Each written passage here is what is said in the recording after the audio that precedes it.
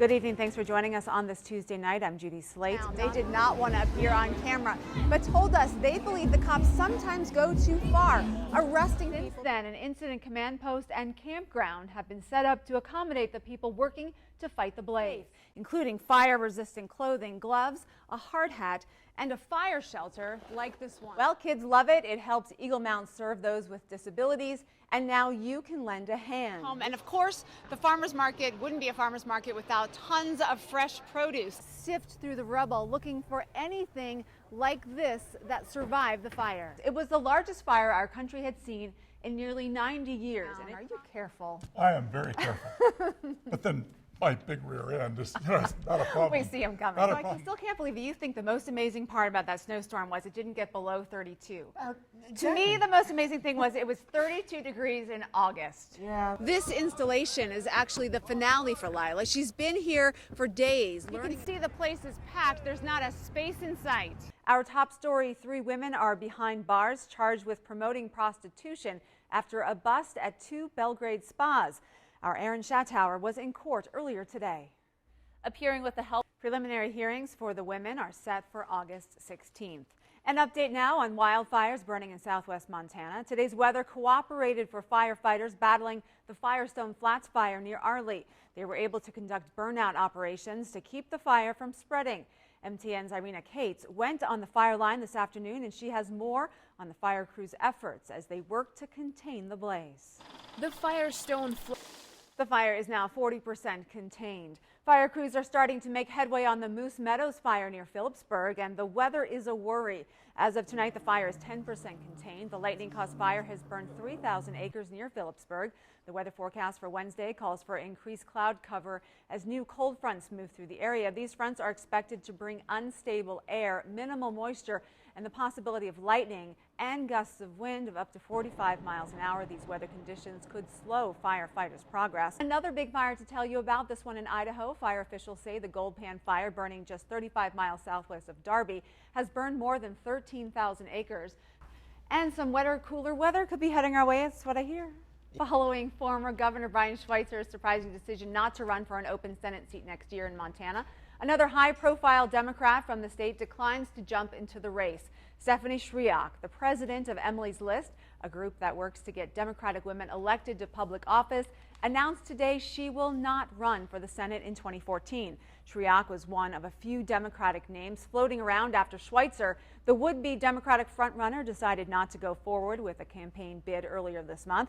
Democrats are talking to other people in the state, including Montana Supreme Court Justice Brian Morris and Montana Public Schools Superintendent Denise Juneau.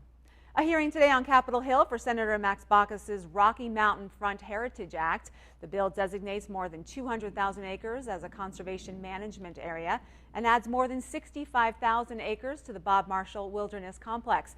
Now, getting this legislation passed is a top priority for Baucus as he nears retirement. This is not a top-down bill. Some Montanans who live near the front are opposed to the bill. Jim Anderson, owner of Grizzly Sports in Choteau, Montana, sees the bill as government overreach. The Senate Energy and Natural Resources Committee is expected to vote on the Heritage Act later this fall. And Senator Tester's Forest Jobs and Recreation Act also received a hearing before the Senate Energy and Natural Resources Subcommittee today. The bill mandates logging in 3 national forests in Montana: the Beaverhead Deer Lodge, the Kootenai, and Lolo. It also designates more than 650,000 acres as wilderness in each of those districts. The entire Senate Energy and Natural Resources Committee is expected to vote on this bill soon. Montana State University is doing research on using fungus combined with agricultural waste to create diesel fuel.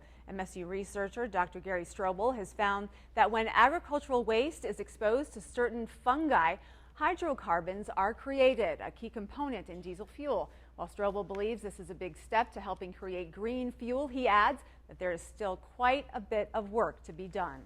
And that's tough. The Sweet Pea Festival is almost here, and artists are using the sidewalks on Main Street to spread the word. Just a chance for everybody to sort of be artsy. Chalk on the Walk kicks off the Sweet Pea Festival every year. Today, kids and adults got their hands dirty, showing off their art skills. Buckets of chalk were set out on Main Street, and the sidewalks are now showing every color of the rainbow. People drew everything from Sweet Pea logos to Ninja Turtles and funky designs. One artist says it's a great way to get people excited about the festival. The Sweet Pea Festival officially starts at 4 on Friday and runs through Sunday evening. Still ahead, see how the Manhattan football program is moving forward. That's the house. Was the house. Paul Hurtgen gives a tour of what used to be his home. And I had another smaller model railroad set over on this side. So that's all gone. That was stuff that I'd collected from I was about 12. I'm 72 now. Paul and his wife Gloria were at home on Tuesday when they heard the doorbell ring. At the door, a deputy Said, you folks got to get out of here now, right now. The Bear Trap 2 fire jumped the river and was on its way to their house. And I said, well, how much time have I got? And he says, none. That's when Paul and Gloria grabbed their dogs, got in a car, and got away. And it was pulling out. The flames were coming up the driveway. Drove right through the flames out. As Paul looks over the ashes of his home, he's thankful. And if it weren't for that policeman, we'd still part of that ashes right there. We got on with our lives. Can't much ask for much more than that, I guess. Paul and Gloria say they're also thankful to their community. And I would love to thank everybody for all the love and support and their generosity that they have shown us. Gloria and Paul did have insurance. They tell me they plan to build again on this same spot along Highway 84 east of Norris. I'm Judy Slate. Your bitter curses echo down your canyon. 3 Westboro Church members, including an 11-year-old boy, singing songs saying our nation is doomed because we support a gay lifestyle. You married a man with a man, God's wrath you'll see. He likes to come, he loves these words, and this is our family, this is what we do. Shirley Phelps, the daughter of the church founder, told me lava from Yellowstone will kill us all, a message most people came here to protest. Because I have 2 sons, ages 7 and 3, and I don't want them to grow up in a world of hate and unacceptance. Because they're a hateful group and we don't believe in hate. We believe that the Westboro group has a message of hate, and we want everybody to know that Jesus loves everybody. Police stand between the Westboro trio and the counter-protesters, who are urged to stay in control. Try to incite them or fight them, they will sue you and they will make money off of it. We can't hear you! We can't hear you! MSU police estimates the crowd in the thousands. After MSU, the Westboro protesters came here to Bozeman High School, where they were met by more counter-protesters. Folks have a freedom of speech right, and the sidewalk here in front of the high school is a public right-of-way. At the high school, the protest is a bit calmer, blockades keeping the crowd back. But the passion of the counter-protesters remains. This is monstrous, and for them to do it at a high school, that's absolutely absurd. They can teach their kids what they want, but don't they dare touch our community's kids. Like, no. We love gay rights! In Bozeman, Judy Slate, MTN News. There's smoke alarms, and I walked back outside, and it was huge. Chrissy Sersha DeBoer was home when the fire broke out. She lives right below where firefighters believe the fire started. I ran back inside and grabbed my dog and my keys and my husband and went back outside. Chrissy and all the other people who live in this 8-unit complex made it out safely. I'm just glad everybody's okay. The neighbors went around knocking on all the doors and making sure that, everybody was out, and so everybody was. Shortly after 6 p.m., huge flames could be seen shooting out of the roof. Firefighters say the fire moved quickly. Joe Katowski, one of the first on the scene. Well, we first arrived, and it definitely looked like it kind of started on the exterior of the building or the complex, and it got into the attic space. And then once it got into the attic, it really took off, and it had a little bit of a struggle getting it under control initially. Looking at this building now, it's hard to imagine that anything good can come out of it, but there is a silver lining. I walked up the ladder, went into the building, and the dog was in the kennel.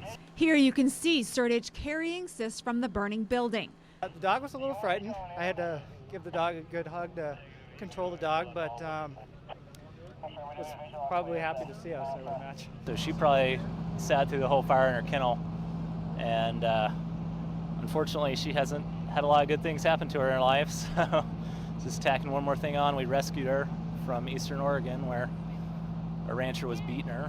The building has extensive fire and water damage, but the people who call this place home know it could have been much worse. As long as everybody's okay, that's what's important. Things can be replaced, people can't be.